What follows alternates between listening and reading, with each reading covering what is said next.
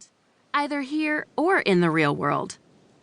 "I wish you would be quiet," Jody's older brother Morgan said, shushing them. "It isn't safe at night.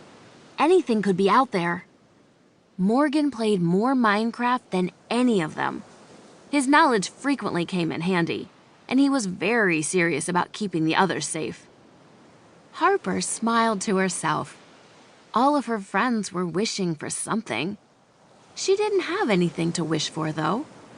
To her, this moment was perfect just as it was. The eggs hatched, one after another.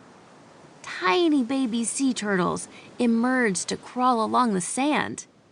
The friends all took a step back. "This way, little guys," Harper said, pointing to the ocean. "Go swim." Harper knew a bit about real-life sea turtles. She knew that hatchlings immediately made their way across the sand and into the ocean.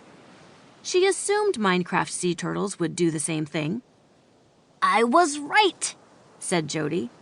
"They are 100% adorable."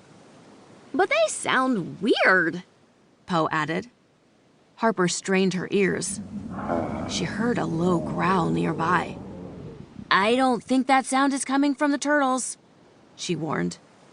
Morgan hopped in alarm. "Zombies!" he cried. There were 4 zombies in total.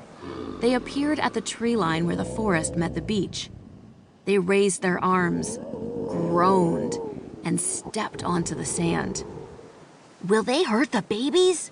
Jody asked. She knew less than the others did about Minecraft's hazards. She usually just ran toward the cute mobs and away from the ones she called yucky. "No, they won't," said Ash, "because we'll stop them." Harper nodded. Ash was right to be confident. As a team, they'd been on several adventures together. They had built a castle, defeated hostile mobs, and even saved a village by helping some monsters. And Harper had a new tool she was eager to try. She held up a bow and lined up her shot. "Nice," said Poe. "Where'd you get a bow?" "I made it," Harper answered, "with a few sticks and strings from a spider's web." For Harper, nothing beat the thrill of making something useful. Although the thrill of defeating hordes of zombies came very close. She let an arrow fly. It met its mark, striking a zombie right in the chest. At the same time, the rest of the group ran forward and attacked with their swords. "I'll have to make bows for the rest of you," she said. She fired another arrow. "It's much nicer fighting those things from a safe distance."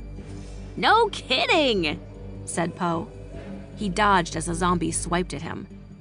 "Anytime you want to trade spots, just let me know." Harper chuckled. She knew Poe wasn't in any real danger. It would take more than a few zombies to scare her. But then, a low moan sounded at her back. It didn't make sense.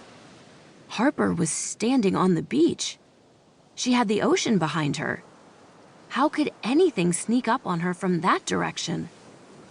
She turned to see a creature rising from the surface of the water. At first, she thought it was another zombie, but there was something different about it. Its skin was a sickly shade of blue. Limp strands of seaweed hung from its head. "It's drowned!" cried Morgan. "A what?" said Harper. She took several quick steps to distance herself from the slimy mob. "A drowned is like an underwater zombie," Ash shouted from across the beach. She swung her sword at one of the regular zombies. "It's not underwater at the moment," Harper pointed out. "It's drawn to the baby turtles," Morgan said.